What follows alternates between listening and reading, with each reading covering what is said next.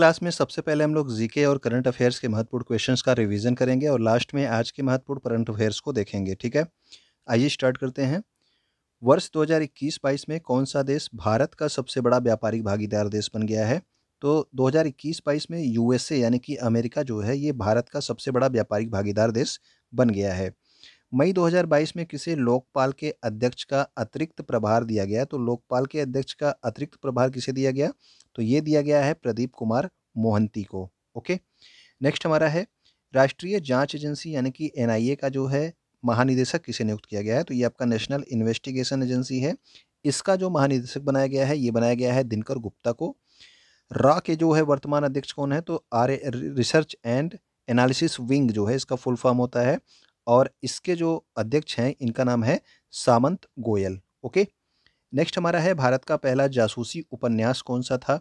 तो ये आपका जो पहला जासूसी उपन्यास है उसका नाम है मुद्रा राक्षस और इसे किसके द्वारा लिखा गया है? तो मुद्रा राक्षस को लिखा गया है विशाख दत्त के द्वारा।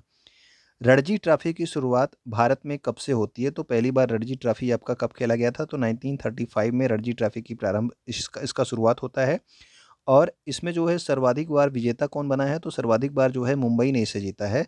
41 बार जो है इसको जीता है किसने?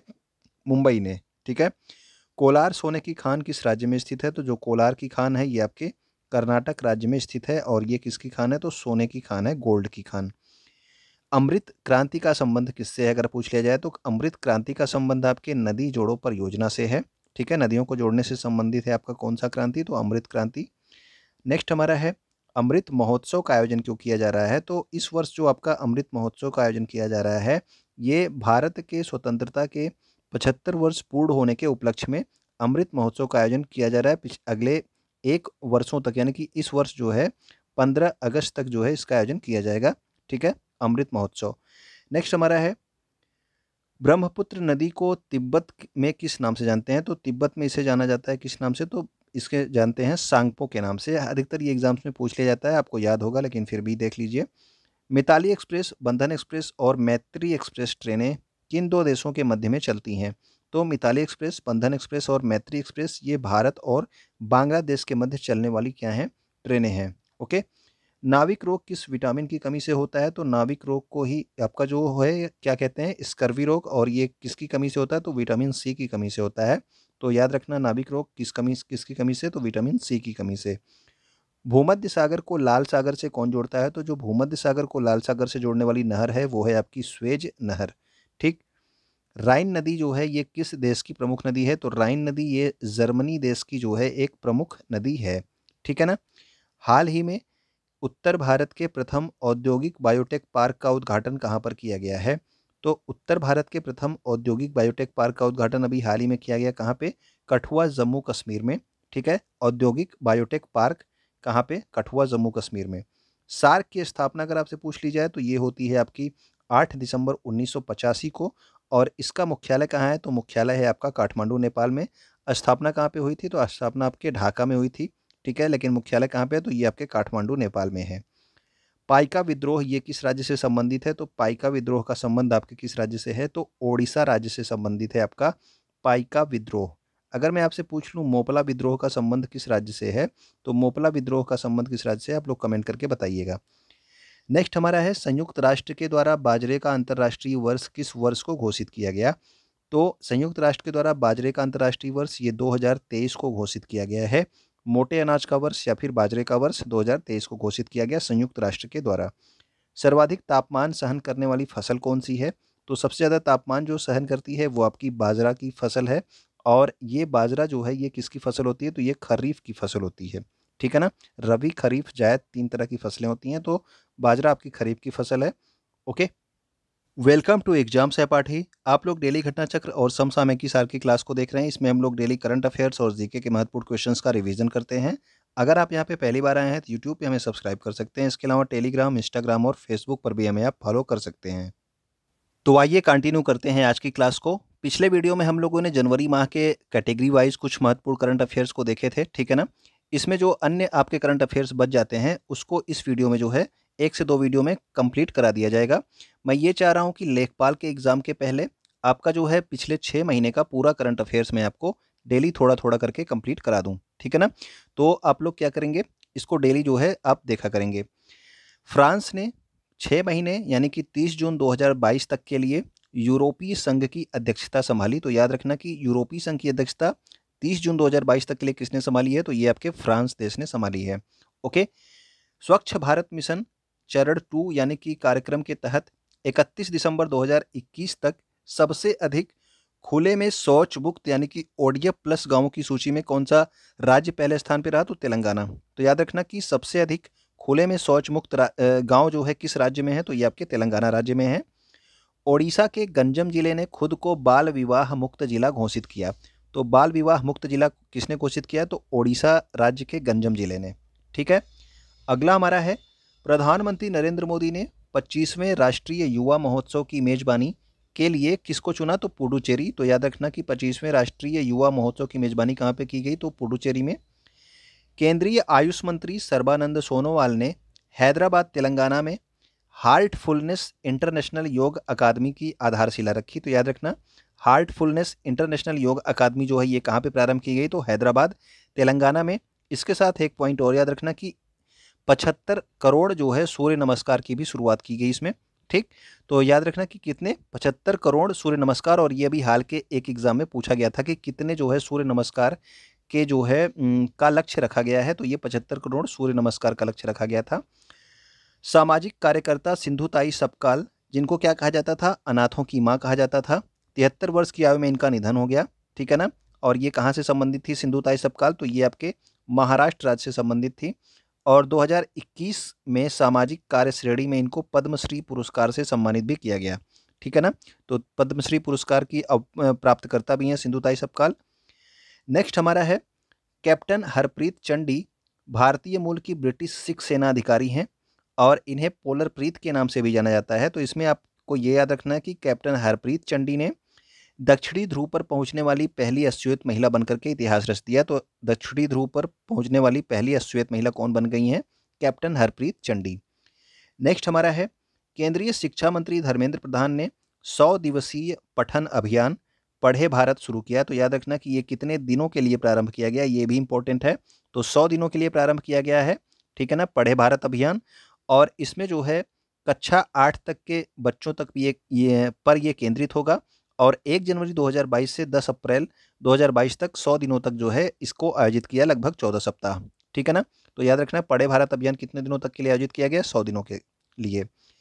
सूचना प्रौद्योगिकी मंत्री अश्विनी वैष्णव ने भारत सेमीकंडक्टर मिशन की शुरुआत की है। तो भारत सेमीकंडक्टर मिशन की शुरुआत जो है किसके लिए की गई है, तो ये आपके अश्विनी वैष्णव के द्वारा की गई है। ठीक है। अगला हमारा है, भारतीय रेलवे के पश्चिमी रेलवे क्षेत्र के रेलवे सुरक्षा बल ने मिशन अमानत प्रारंभ किया। और ये क्यों प्रारंभ किया गया, तो यात्रियों के लिए अपना खोया हुआ सामान वापस पाने के लिए ये मिशन अमानत को प्रारंभ किया गया रेलवे सुरक्षा बल यानी कि आरपीएफ के द्वारा। और ये जो है पश्चिमी रेलवे क्षेत्र की आरपीएफ ने इसको प्रारंभ किया है। नेक्स्ट हमारा है, कैरेबियाई राष्ट्र एंटीगुआ और बारबुडा अंतर्राष्ट्रीय सौर गठबंधन में 102वें सदस्य के रूप में शामिल हो गए हैं अंतर्राष्ट्रीय सौर गठबंधन में। लेकिन अगर आपसे पूछा जाए कि 101वां सदस्य कौन बना था, तो ये भी इंपॉर्टेंट है। तो 101वां सदस्य आपका यूएसए बना था, अमेरिका। ठीक है। 102वां सदस्य आपका एंटीगुआ और बारबुडा बने हैं। सी ड्रैगन 2022 अभ्यास अभी 1-2 दिन पहले आपको बताया गया था। इसमें जो है आपके क्वाड कंट्रीज यानी कि यूएसए, भारत, जापान और ऑस्ट्रेलिया, इनके अलावा दक्षिण कोरिया और कनाडा भी शामिल हैं। ठीक है। कौन सा अभ्यास है ये, सी ड्रैगन 2022 अभ्यास। ठीक। नेक्स्ट हमारा है, प्रधानमंत्री नरेंद्र मोदी ने मेरठ में मेजर ध्यानचंद स्पोर्ट्स यूनिवर्सिटी की आधारशिला रखी। तो मेजर ध्यानचंद स्पोर्ट्स यूनिवर्सिटी कहाँ पे, तो ये आपके मेरठ में जो है इसकी आधारशिला रखी गई।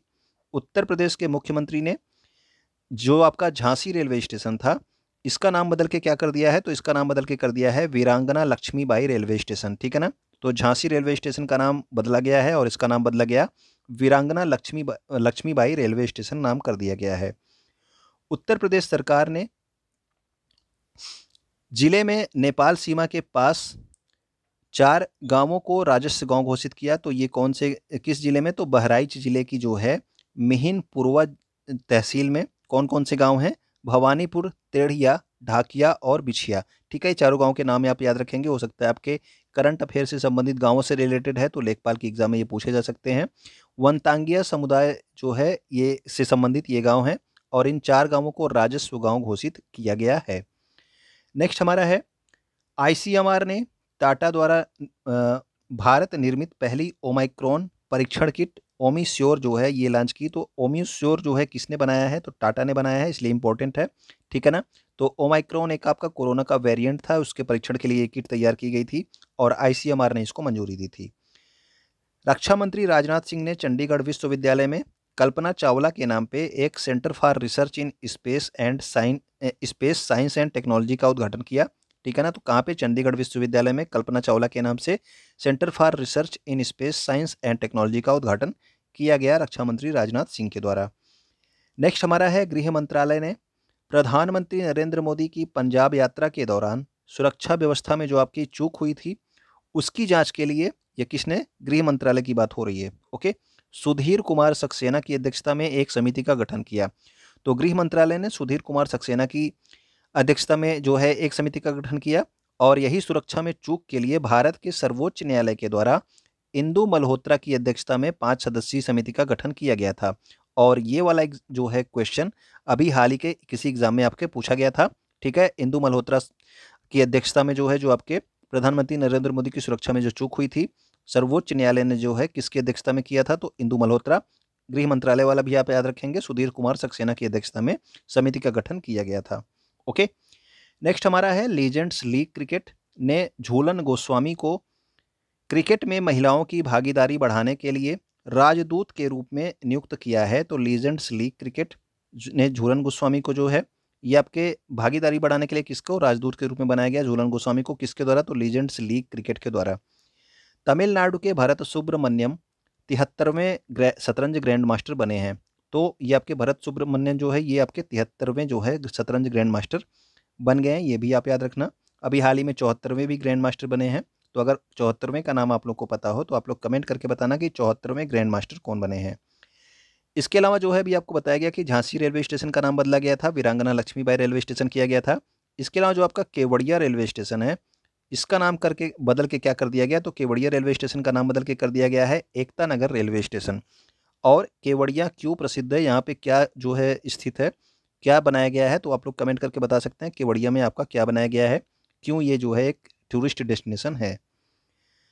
इंडिया स्किल्स 2021 प्रतियोगिता अभी हाल ही में संपन्न हुई। तो याद रखना जो आपकी इंडिया स्किल्स 2021 की प्रतियोगिता है इसमें कौन सा राज्य पहले स्थान पे रहा, तो ओडिशा इसमें पहले स्थान पे रहा और इसने जो है 51 पदक जीते थे, ठीक है ना। दूसरे स्थान पे आपका महाराष्ट्र रहा और तीसरे स्थान पे कौन रहा, तो वो रहा आपका केरल राज्य। केंद्र सरकार के पास इक्विटी के रूप में वोडाफोन आइडिया की 35.8% हिस्सेदारी है। तो ये भी इंपॉर्टेंट क्वेश्चन बन सकता है क्योंकि वोडाफोन आइडिया का जो है काफ़ी पैसा बकाया था, तो केंद्र सरकार ने इसकी जो है 35.8% हिस्सेदारी इक्विटी के रूप में अपने पास रख ली है, ठीक है ना। अगला हमारा है Henley passport index 2022। Bharat Q1 में यानी कि आपका क्वार्टर, ये आपका हेनले पासपोर्ट इंडेक्स ये क्वार्टर वाइज आता है। तो क्वार्टर 1 में जो है भारत 83वें स्थान पे है। पहले नंबर पे जापान और सिंगापुर दोनों जो है संयुक्त रूप से हैं, ठीक है ना। टाटा समूह को 2022 और 2023 सीजन के लिए IPL के शीर्षक प्रायोजक यानी कि टाइटल स्पॉन्सर के रूप में चुना गया है। तो अभी हाल ही में जो आपका टाटा IPL तो हुआ था, ठीक है ना, तो ये 2022 के लिए हुआ था। तो आप याद रखना कि जो 2023 में होना है तो 2023 के लिए भी जो है IPL का टाइटल स्पॉन्सर कौन होगा, तो वो आपका टाटा ही होगा। इसके अलावा जो है टाइटल स्पॉन्सर के अलावा आधिकारिक पार्टनर जो है इस बार बनाया गया था 2022 में किसको, तो ऑफिशियल पार्टनर बनाया गया था रुपे को, ये भी आप याद रखेंगे, ठीक है ना। ऑफिशियल पार्टनर पूछेगा तो रुपे और आपका टाइटल स्पॉन्सर पूछेगा तो वो कौन था, टाटा, ठीक है ना। IPL में भारत की सबसे उम्रदराज मादा स्लाथ भालू जिसका नाम क्या था, गुलाबो, ठीक है ना। तो ये आपका स्लाथ भालू होता है जो आपका एक छोटा सा जानवर होता है, काफ़ी धीरे धीरे चलता है। तो स्लाथ भालू काफ़ी आलसी होता है, ठीक है ना। इसका नाम क्या था, गुलाबो था। और इसका जो है मध्य प्रदेश के भोपाल में स्थित वन विहार राष्ट्रीय उद्यान और चिड़ियाघर में क्या हो गया, निधन हो गया।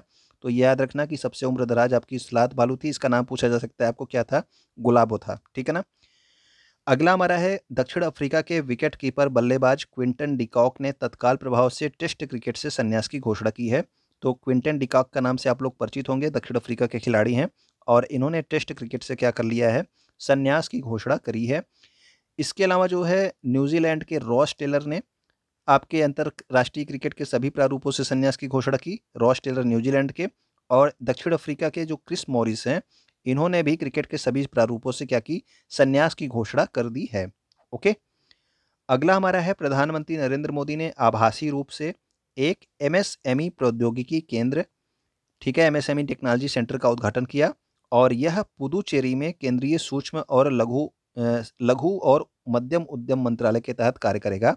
तो जो आपका एमएसएमई प्रौद्योगिकी केंद्र है ये आपके पुदुचेरी में एमएसएमई मंत्रालय के तहत कार्य करेगा। ओके, 2 दिवसीय आपका कचाई नींबू महोत्सव, इसके 18वां संस्करण मणिपुर के उखरूल जिले के कचाई गांव में स्थानीय मैदान में इसको मनाया गया। तो याद रखना कचाई नींबू महोत्सव किस राज्य से संबंधित है, तो ये आपके मणिपुर राज्य से संबंधित है। इसके अलावा अगर आपसे जिला पूछ लिया जाएगा कि कहाँ पे मनाया गया, तो उखरूल जिले के कचाई गांव में इसको मनाया गया। ओके, तो कचाई नींबू फेस्टिवल कहाँ से है, कचाई लेमन फेस्टिवल, तो ये आपके मणिपुर से संबंधित है। संस्कृति राज्य मंत्री मीनाक्षी लेखी ने पूर्वोत्तर राज्यों की संस्कृति को बढ़ावा देने के लिए नई दिल्ली में नॉर्थ ईस्ट ऑन व्हील्स शुरू किया। तो आपसे पूछा जा सकता है कि नॉर्थ ईस्ट ऑन व्हील्स अभियान कहाँ से प्रारंभ किया गया, तो नॉर्थ ईस्ट का नाम सुन के आप लोग गुवाहाटी और या फिर मेघालय, शिलांग ये सब जगह मत लगा देना, ठीक है ना। तो नॉर्थ ईस्ट ऑन व्हील्स जो अभियान है ये नई दिल्ली से प्रारंभ किया गया, जो है पूर्वोत्तर राज्यों की संस्कृति को बढ़ावा देने के लिए मीनाक्षी लेखी के द्वारा।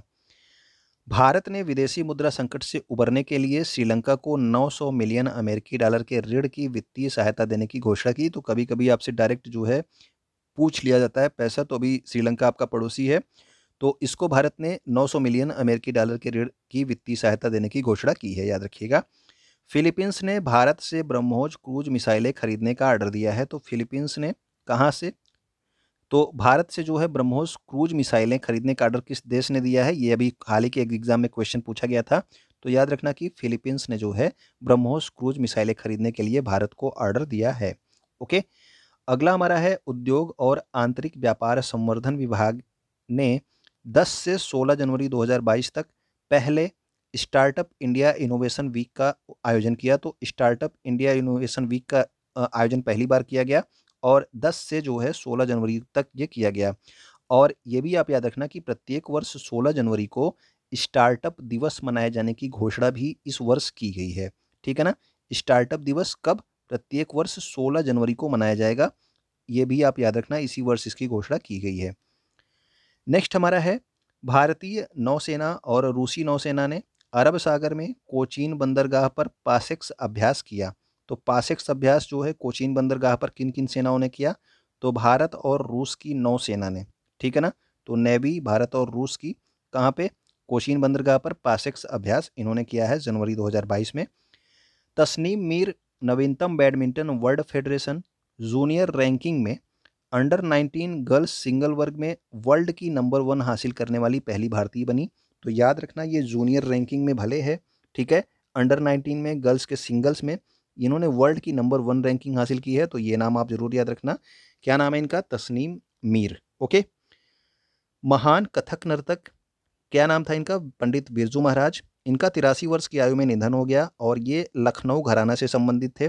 तो ये भी क्वेश्चन अभी हाल ही के एग्जाम में पूछा गया और इसमें पूछा गया था कि पंडित बिरजू महाराज किस घराने से संबंधित थे। तो ये जो है आपके लखनऊ घराने से संबंधित थे और ये कौन से नर्तक थे, तो कथक नृत्य करते थे, ठीक है ना, कथक नृत्य करते थे। अगला हमारा है 16 जनवरी 2022 को भारत सरकार ने कोविड टीकाकरण के 1 वर्ष पूरे होने पर स्मारक डाक टिकट जारी किया है। तो स्मारक डाक टिकट आपका पिछले वर्ष 16 जनवरी 2021 से टीकाकरण प्रारंभ किया गया था, तो 16 जनवरी 2022 को 1 वर्ष पूरा हो गया, इसलिए स्मारक डाक टिकट स्टार्ट किया गया। अंतर्राष्ट्रीय नाविक दिवस प्रत्येक वर्ष कब मनाया जाता है, तो 25 जून को अंतर्राष्ट्रीय नाविक दिवस मनाया जाता है।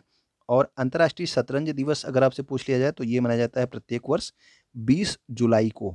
ओके, और अगर मैं आपसे पूछूं कि वीर बाल दिवस जो है इस वर्ष किस तारीख से मनाने की घोषणा की गई है, वीर बाल दिवस, तो आप लोग कमेंट करके बताना कि किस तारीख से जो है वीर बाल दिवस मनाया जाएगा। तो अब देखते हैं 27 जून 2022 के महत्वपूर्ण करंट अफेयर्स को, ठीक है। इंटेलिजेंस ब्यूरो को नया महानिदेशक किसे नियुक्त किया गया है, तो इंटेलिजेंस ब्यूरो का नया महानिदेशक नियुक्त किया गया है तपन कुमार डेका को। ओके। 26 जून 2022 को किस राज्य ने रणजी ट्रॉफी 2021-22 का खिताब जीत लिया? तो रणजी ट्रॉफी जो है पहली बार मध्य प्रदेश राज्य ने जीता है। और किसको हराया है? तो उपविजेता आपका मुंबई है। और अभी कुछ देर पहले आपको बताया गया था कि मुंबई ने कितनी बार जीता है, तो आप लोग कमेंट करके बताना कि कितनी बार जो है जीता है मुंबई ने। ओके। अगला हमारा है, हाल ही में खबरों में रहे वेदती वर्धा नदी जोड़ो परियोजना किस राज्य से संबंधित है? तो वेदती वर्धा नदी जोड़ो परियोजना ये आपके कर्नाटक राज्य से संबंधित है। ठीक, तो वेदती वर्धा नदियों को जोड़ने की परियोजना है, कर्नाटक राज्य से ये संबंधित है और इसका क्या किया जा रहा है? विरोध किया जा रहा है पर्यावरणविदों के द्वारा। अगला हमारा है, भारत में टेनिस को बढ़ावा देने के लिए किस भारतीय को गोल्डन अचीवमेंट पुरस्कार 2021 से सम्मानित किया गया? तो भारत में टेनिस को बढ़ावा देने के लिए विजय अमृत राज को गोल्डन अचीवमेंट पुरस्कार 2021 से सम्मानित किया गया है। राष्ट्रीय एमएसएमई पुरस्कार 2022 में किस राज्य या फिर केंद्र शासित प्रदेश को प्रथम पुरस्कार प्रदान किया गया? तो एमएसएमई का मतलब क्या है? सूक्ष्म लघु और मध्यम उद्यम मंत्रालय से संबंधित ये आपका पुरस्कार है। तो राष्ट्रीय एमएसएमई पुरस्कार ओडिशा राज्य को प्रदान किया गया और इसमें बिहार दूसरे नंबर पे है और हरियाणा आपके तीसरे नंबर पे है। ठीक है ना? तो ओडिशा को राष्ट्रीय एमएसएमई पुरस्कार 2022 प्रदान किया गया है। हाल ही में कहाँ पर बाजरे पर राष्ट्रीय सम्मेलन का आयोजन किया गया? तो बाजरे का अंतर्राष्ट्रीय वर्ष जो है यूनाइटेड नेशन ने 2023 को घोषित किया है। ये तो आपको अभी कुछ देर पहले बताया गया। ठीक है ना? तो बाजरे पर राष्ट्रीय सम्मेलन का आयोजन कहाँ पे किया गया था? तो ये नई दिल्ली में किया गया था और इसकी थीम क्या थी? Next future super food of India. ठीक है ना? तो next future super food of India ये आपकी इसकी थीम थी। बाजरे पर राष्ट्रीय सम्मेलन का आयोजन नई दिल्ली में। भारत के विदेश व्यापार यानी कि जो आपका विदेश व्यापार का मतलब आयात और निर्यात दोनों से संबंधित है, जो चीज़ें हम मंगाते हैं या जो चीज़ें हम लोग भेजते हैं दूसरे देशों में। तो भारत के विदेश व्यापार से संबंधित सभी आवश्यक जानकारी प्राप्त करने के लिए एक निर्यात पोर्टल जो है इसका उद्घाटन किसके द्वारा किया गया? तो इसका नाम निर्यात पोर्टल रखा गया है। ठीक है ना? तो ये जो है आपके प्रधानमंत्री नरेंद्र मोदी के द्वारा इसकी प्रारंभ किया गया है। ठीक है ना? तो निर्यात पोर्टल किस लिए? भारत के विदेशी व्यापार से संबंधित आवश्यक जानकारी को एक ही जगह पे उपलब्ध कराने के लिए। प्रधानमंत्री नरेंद्र मोदी ने किस मंत्रालय के नए परिसर और उसका नाम रखा गया है वाणिज्य भवन, तो इसका उद्घाटन किया गया? तो याद रखना, तो वाणिज्य भवन है तो ये किस मंत्रालय का है भवन? तो ये वाणिज्य और उद्योग मंत्रालय का भवन है, इसका भी हाल ही में उद्घाटन किया गया। नीति आयोग का नया मुख्य कार्यकारी अधिकारी यानी कि सीईओ किसे नियुक्त किया गया है? तो 1 जुलाई 2022 से नीति आयोग के जो नए सीईओ होंगे वो होंगे आपके परमेश्वर अय्यर। ठीक है ना? तो परमेश्वर अय्यर मुख्य कार्यकारी अधिकारी होंगे 1 जुलाई 2022 से किसके? नीति आयोग के। केंद्रीय मंत्री जितेंद्र सिंह के द्वारा कहां पर भूकंप विज्ञान वेधशाला का उद्घाटन किया गया? तो केंद्रीय मंत्री जितेंद्र सिंह ने भूकंप विज्ञान वेधशाला का उद्घाटन कहां पे किया है? तो ये किया है उधमपुर जम्मू कश्मीर में। ठीक है ना? तो ये हमारे महत्वपूर्ण करंट अफेयर्स और जीके के रिवीजन थे। उम्मीद करता हूँ कि आपको जो है अच्छे लगे होंगे। तो आप वीडियो को शेयर करेंगे अपने दोस्तों तक जो भी किसी एग्जाम की तैयारी कर रहे हो, क्योंकि करंट अफेयर्स और जीके हर एक एग्जाम में पूछी जाती है। अगर आप यहाँ तक देख रहे होंगे तो वीडियो आप लाइक कर ही चुके होंगे और वीडियो को देखने के लिए आपका बहुत बहुत धन्यवाद।